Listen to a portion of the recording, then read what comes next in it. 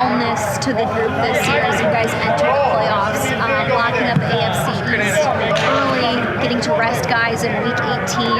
How would you just evaluate the state of mind of this roster right now? Yeah, I think we're just we're one day at a time, one step at a time team. We try not to look into the future. Obviously, we know what's at stake. Obviously, we know it's playoffs, but we're sticking to what we've been doing all year. One step at a time, leaning into the preparation and the discipline and the fundamentals, all that stuff that's gotten us to this point. So, there's no need to switch things up now. What type of conversations do you have with a rookie like Keon Coleman, who's going to be playing in his first playoff game on Sunday? I mean, it's go time, right? Obviously, like I just said, we try and keep it, everything, pretty mellow and what got us to this point. But I think everyone knows what's at stake. Playoffs, I guess you compare it to college, right? Like a bowl game or something like that, rivalry game. The pressure kind of goes up a little bit and things like that. I'm sure he'll be all right. He'll be solid. Throughout the season, you guys have been successful on offense, not only spreading the ball around in the pass game, but you guys have been balanced running and passing. How important is that, in particular, against a Broncos defense that's good on all levels? Yeah, I mean, the more you can do, right?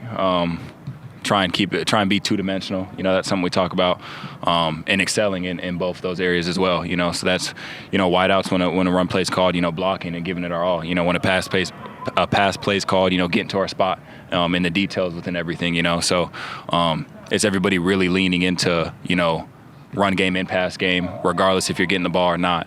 Unselfish play. Matty talked a little bit about kind of the attitude inside the locker room right now heading into the postseason. Do you remember back, you've played in a lot of these games now, do you remember back to kind of the first playoff experience you had and how much more comfortable maybe you are now? Yeah, I usually try. I remember my first playoff game, I was kind of like, honestly, for me, it was just like I was leaning on the older guys, Steph, Gabe, and those guys, and they were just like, it's time to go. And my role has, obviously expanded since then. So for me, it's just keeping, that same mentality, just cool, chill, one step at a time, don't look into the future. Just continue to be me, and that goes along with everybody. We didn't get here by everybody acting out of character, We got here by just being ourselves, every individual being themselves, and playing for one another, so.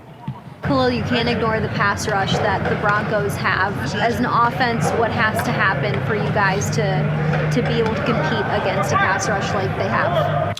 Yeah, I think with that, I'm very, very, we all are very, very confident in our O-line, as well as, just our communication. I think that's got to be the biggest thing.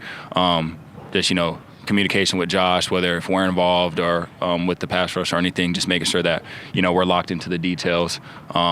And obviously that communication between the O-line and Josh. And like I said, they've been great all year, so I'm confident in them.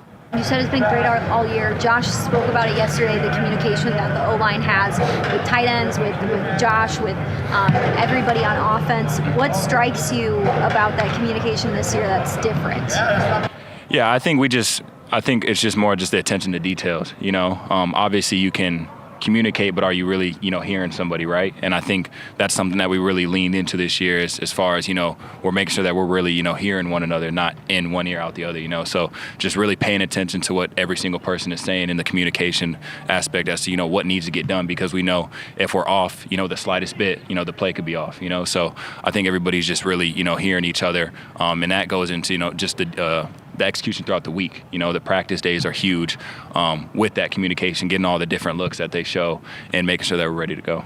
This offense has faced a lot of good defensive backs throughout the season. What makes Pat just elite of the elite? Yeah, I mean, he's one of the best, if not the best, guy in his position right now, So, man, I mean, he's just an all-around, really good player.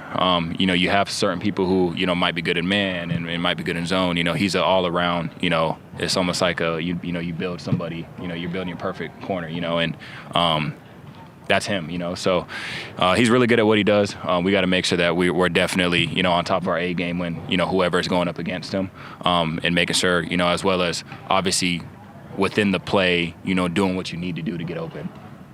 I know going off that, Pat is a talented cornerback, but just the way you guys spread the ball around offensively, do you think that helps you offensively, just knowing that, there's not just one guy that he can try to pick apart? He's got 5 different receivers and a couple tight ends and running backs that come out of the backfield that can all make plays for you guys. Yeah, I think it's obviously he's one guy, so it's not like he can be in the same spot, 5 different times on the same play. So I think definitely that helps. I think, that everybody eats mentality and what we've leaned into this year is definitely going to help us out a lot. So